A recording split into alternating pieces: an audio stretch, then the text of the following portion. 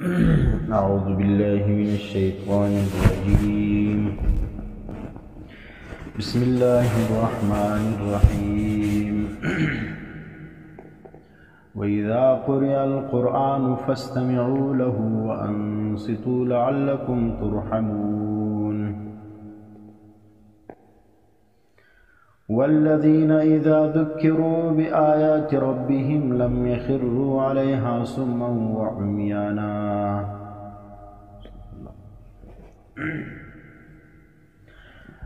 دویم بحث کم دی دا د قرآن کریم په آدابو کې دی. موږ نن دا ذکر کوو چې د قرآن کریم آداب څه دي، ځکه چې د یو شي آداب پر ځای سي بیا هغه شی فایده لري، او که د یو شي آداب یو رقم او خلک یې په بله طریقه باندې کوي نو هغه بیا مفید نه وي. اول موږ دا وایو چې ادب څه ته وایي. نو آداب جمع چې کوم ده دا د ادب ده، او ادب وایي اجتماع خصال الخیر فی العبد، چې په بنده کې ښه خصلتونه جمع سي. ګوره یو دوه درې څلور، چې څومره قدر زیات ښه خصلتونه په انسان کې جمع کیږي بس دا مؤدب انسان دی. او چې څومره قدر په دې کې بد صفات راځي دا دغونه دی بې ادبه دی. چې څومره انسان د اسلام په احکامو باندې عمل کوي، پر سنتو باندې عمل کوي، بزه ترګو د ادبناکه دی. ځکه هر سنت چې کوم دی دا چې دا خصال خیر دی. نو اجتماع د خصال الخیر په یو بنده کې دا ته چې شول کېږي دا ته ادب ویل کېږي. او بعض علما وایي استعمال الخلق الجمیل، هغوی ښه اخلاق استعمالول دا ته ادب ویل کېږي. نو که اجتماع د خصال الخیر سي دا هم آداب دی، او که استعمال د خلق جمیل سي دا هم آداب دی. نو معنا اسلام باندې عمل کول، ځکه ښه اخلاق چې انسان ته وښیي دا هم اسلام وښیي، او د نبی علیه السلام په سنت کې او د نبی علیه السلام په طریقه باندې چې انسان ژوند تیروي نو په هغې کې به ښه خصلتونه هم موجود وي، او دا رقم په دغه انسان کې به ښه اخلاق هم موجود وي. او دا رقم د ادب چې کوم دی د دې په باب کې د علماء کرامو ډېر اقوال دي. هغه دال دی په دې خبره باندې چې یو انسان لره لازم دی په ژوند کې چې دی پر آدابو باندې خپل ژوند برابر کړي. یحیی ابن معاذ فرمایي اذا ترک العارف ادبه مع معروفه فقد هلك مع الهالکین. وایي څوک چې یو عارف د خپل معروف سره ادب پرېږدي، من د معروف چې کم آداب دي عارف هغه آداب خیال نه ساتي، فقد هلک، تحقیق سره دا سړی هلاک سلو د هلاک سو سره. چې کم کسان هلاک سوي دي دا سړی د هغو سره هلاک وي. نو دا دومره قدر خطرناک خبره ده چې ادب انسان کې موجود نه وي، بې ادب انسان به هلاک وي. او یو بل امام دی هغه فرمایي وای ترک الادب یوجب الطرد، وای ادب پرېښول دا موجب دی دې خبرې چې انسان به شړل کېږي. تاسو وګورئ چې کم کسان شړل سوي دي په هغو کې بې ادبي موجوده وي، او کم کسان چې عزت میلاو سوي دي هغو ته وګوره په هغه کې آداب موجود وي. نو دغه ترک ادب دا سبب دی د شړلو، چې انسان د درس څوک شړي د هغه سبب چې شوي بې ادبي وي. فمن اساء الادب على البساط، وایي که چا بې ادبي وکړه پر نیالي باندې، معنی تا یو سړی تا له میلمه رالی کور ته کښېنستی او دا سړی راولاړ سي بې ادبي شروع کړي، نو د نیالي څخه به دی شړل کېږي دروازې لره چې ځه. او که یو سړی بیا رالی دروازه یې وټکلو، دروازې یې ټکېدو بعد کور ته راننوتلی نه دي، هلته بې ادبي شروع کړه، نو دروازه پر ده خلاصېږي، د هغه دروازې څخه خلک پسې اخلي. اور ومن اساء الادب على الباب رد الى سیاست الدواب، او که څوک په دروازو باندې بیا د بیان کی دا به بیا ځي سیاست د دواب، دا د انسانانو سره ژوند دا نس کړی، دا به د حیوانانو سره ورسېږي، دا به خره یا به پسونه یا به نور حیوانان ګوري. ځکه د انسانانو سره چې ژوند کوي یو څه آداب لري، او دا رقم قرآن کریم چې به انسان وایي د الله کلام دی، نو د دې هم ډېر آداب دي. عبدالله ابن مبارک رحمه الله فرمایي نحن الى قلیل من الادب احوج منا الى کثیر من العلم. وایي موږ لږ ادب لره دا ډېر محتاج یو تر ډېر علم. علم چې ډېر حاصل کړي دومره قدر انسان ته د هغه ضرورت نشته د علم، لکه و ډېر ادب لره. لږ ادب چې انسان وکړي دا ډېر شی تر ډېر علم. دا مقصد نه دی چې انسان د علم نه حاصلي، نه، که چېر معنا انسان علم حاصلي ادب نه کوي نو دغه سړی چې کوم دا هلاک دی، دا غرق دی. دا ځکه لږ ادب دا ډېر موږ محتاج یو تر ډېر علم. اور حضرت سهل رحمه الله فرمائے من قهر نفسه بالادب وهو يعبد الله بالاخلاص. وای څوک چې دغه نفس مقهور کی په چیش باندې په ادب باندې فهو يعبد الله بالاخلاص، دا سوی بیا د الله عبادت کوي په اخلاص باندې. او ذنون مصری فرمایي اذا خرج المريد عن استعمال الادب فإنه يرجع من حيث جاء. وګوره یو سړی راغلی شیخ لره د څه دپاره چې بیعت ورسره وکړي او ذکر و اذکار واخلي، او دا رقم په دې کې چې کوم دی هغه یو تبدیلي راسي، یو انقلاب راسي. ځکه پیر چې سړی ولاړ شي خو د هغه دپاره دی چې هلته یو څه دغه ژوند د بدل شي، هغه د پیر د انسان رهنمایي وکړي، د بدو کارو سره راومنه کړي و ښو کارو لره، د بدې لارې څخه ښې لارې راولي. نو ذنون مصري فرمایي چې څه وخت بنده راووتی، دغه مرید راووتی د استعمال د ادب څخه، مانه مرید چې کوم دی هغه د پیر صاحب چې راغلی ادبیات نشته پکې موجوده، یا د پیر صاحب لرالی او ادبیات نشته پکې، نو پیر صاحب چې هر څو دلته هدایت وکړي دی چې دلته ټیم تیر کړي یرجعو حیث شاء، کوم خواست چې راغلی پر کومه لار چې راغلی پر هغه لار به برته ځي، معنې چې سره کم راغلی ولو هغه شان به برته واپس کېږي. بې ادبه ولو بې ادبه به ځي، بد اخلاق و بد اخلاقه به ځي، بد عقیده و بد عقیده به برته ځي. نو اوس د آداب چې کوم دي دا تاسو د دې اهمیت واورئ چې شړل بې ادبه سړی به شړل کېږي، او ډېر علم ضروري نه دی، لږ ادب چې کوم دی هغه ډېر لازم دی انسان لپاره. او اخلاص دپاره ضروري دا دی چې انسان کې به ادب موجود وي. نو دا چې څوک دا د آدابو دونه اهمیت ولو. اوس د آدابو ډېر انواع دي، ډېر افراد دي. نو دغه آداب چې کوم دي بیا د هغه شي سره بدلیږي، چې کوم شی ته کوي د هغه شي ته به ګورې د هغه څنګه ادب دی. د استاد جلا آداب دي، د کتاب جلا آداب دي، د شیخ جلا آداب دي، د قرآن جلا آداب دي، د حدیثو جلا آداب دي، د مور و پلار جلا آداب دي، د مشر جلا آداب دي، د هر شي خپل خپل آداب دي. اوس چونکې موږ قرآن کریم وایو نو د قرآن کریم آداب چې کوم دي دا موږ اوس ذکر کوو. په دې کې 5 آداب، هغه آداب چې قرآن کریم خپل ذکر کړي دي هغه موږ ذکر کوو. اول دا دی چې د قرآن ادب دا دی چې استماع به وي. قرآن چې سړی وایي نو غږ به ورته نیسي.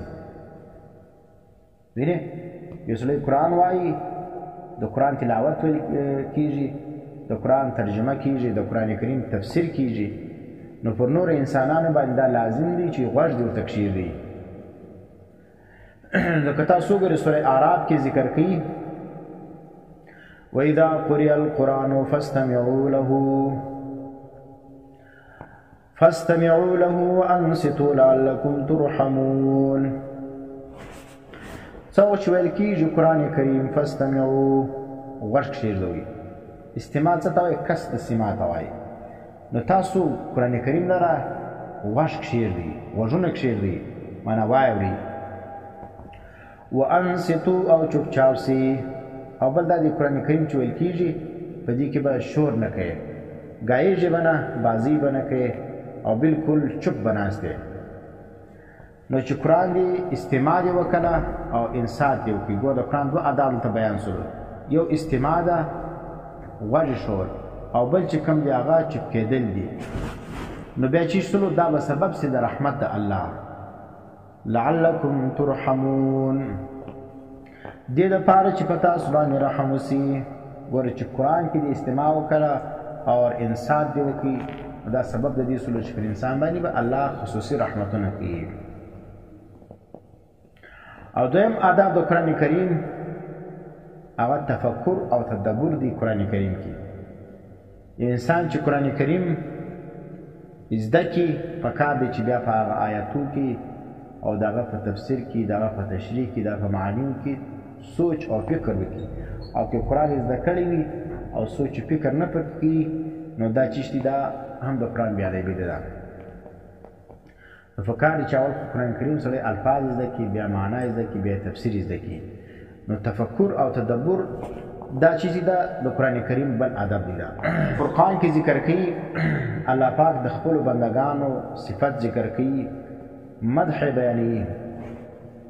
فرمای والذین اذا ذکروا بآیات ربهم لم یخروا علیها صما وعمیانا. والذین کسان اذا ذکروا بآیات ربهم څوک چې نصیحت وسي دوی لره په آیاتو د خپل رب باندې لم یخروا نه پرېوځي دوی علیها په دې باندې صما کاڼه وعمیانا ړانده. کوڼ او ړوند د قرآن پر آیاتو باندې چې څوک د هغه تلاوت کېږي یا په هغه باندې دلته نصیحت کړل کېږي، نو دی کوڼ او ړوند د ځان نه جوړي. څه معنی؟ قرآن کریم په غور سره اوري. وینې دا نه دی قرآن ویل کېږي دی داسې دغه کې لکه کوڼ چې زه ګس اورم نه، او قرآن آیاتو ښکاره کښې دا دې لیکلي دي داسې ځان ړوند واچي لکه دې شي ویني نه. نو د دې څخه دلته چې مراد دی عدم تفکر او تدبر مراد دی. څه معنی؟ آیاتونه ویل کېږي د سوچ فکر نه پکې وي. دریم ادب دا دی القاء السمع مع شهادة القلب وهو التوجه الكامل. دریم ادب دا دی چې قرآن کریم ویل کېږي بالکل القاء السمع نه دا غوږونه داسې ورته کښېږدوه، او سره د دې چې دا زړه به دې هم ورته متوجه وي. غوږونه به ورته متوجه کوي او زړه به ورته متوجه کوي. څه معنی؟ دا توجه کامل غواړي. انسان چې قرآن کریم اوري نو غوږو باندې په زړه باندې اور پر توجه وي. دا نه چې په لاس باندې بازي کوي یا موبایل باندې بازي کوي، ویني یا سوچونه بل ځای وي، ناست دلته وي او سوچ و فکر یې بل ځای وي. نو دا چیز دا منع دی، دا ادب د قرآن کریم نه دی. دا لکه سوره قاف وګوره، حق ذکر کوي ان فی ذلک لذکرى لمن کان له قلب او القى السمع وهو شهید. ان فی ذلک یقینا په قرآن کریم کې لذکرى ډېر نصیحت دی. قرآن کریم کې لذکرى ډېر نصیحت دی، تاکید ذکر کړی لمن دها چا د پاره کان له چې د لپاره قلب زړه د لپاره لري.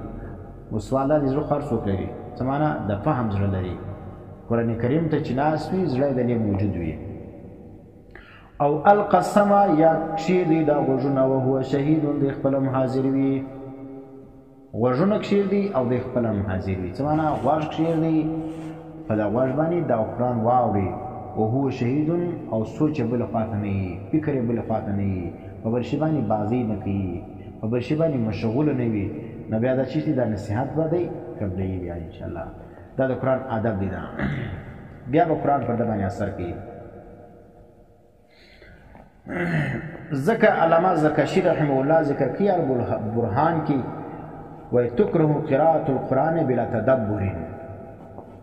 وایي قرآن کریم تلاوت کول قرات کول بې له تدبره دا مکروه دي دا وینې قرآن خو د هغې ثواب لري لیکن ته چې اوس وایې زده کړي دي دی معنا دې مې زده ده تفسیر دې مې ویلی دي او سوچ نه پرې کوې چې تیز تیز وایې نو دا چیز دا مکروه دي دا او دا رقم روایت کې راځي من لم يفقه من قرأ القرآن في اقل من 3 وایي نص پوه په قرآن کریم باندې هغه څوک چې هغه تر 3 ورځو په کم کې قرآن کریم چې کوم دی هغه ووایي قرآن ختم کړي تر 3 ورځو په کم مدت کې نو دا سړی په قرآن باندې پوه نه دی ولې تر 3 ورځو په کم کې چې قرآن ختموي نو معنا تیز تیز به وایي ژر ژر به وایي سوچ فکر به نه پکې کوي اس به دي الفاظ ویل مقصد وي نو دا چې سلو ځکه نبی اسلام وایي تر 3 ورځې تر کم چې چا قرآن کریم ختم کړي دا سړی په قرآن باندې پوه نه دی دا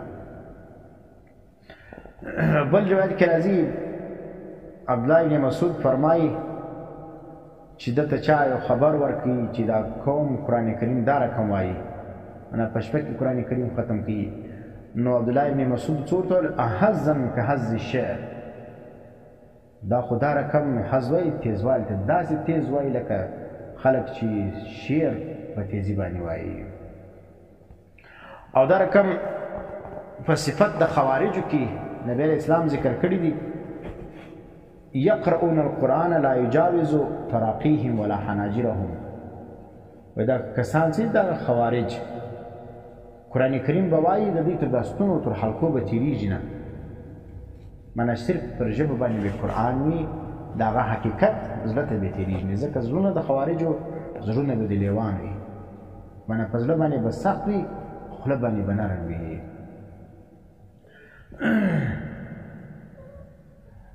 او دا رقم علامه دارمی رحمه الله ذکر کی وای فقيه شفقه هدالي چې خلق نه کې مایوسه د الله د رحمت څخه وینه من دا رقم خالد عذاب آیتونه د عذاب حدیثونه چې هغه باندې خلق سي نا امید سي خالدانه وای او دا رقمونه کې چې خالد جنتو حدیث ذکر کی یا آیتونه ذکر کی او چې خلق پر ګناه باندې جری سي او دا رقم د الله د عذاب څخه دی پر امن نکی او نه قرآن کریم پریږدي په دې باندې چې دی بیا د قرآن څخه مخ بشلواړي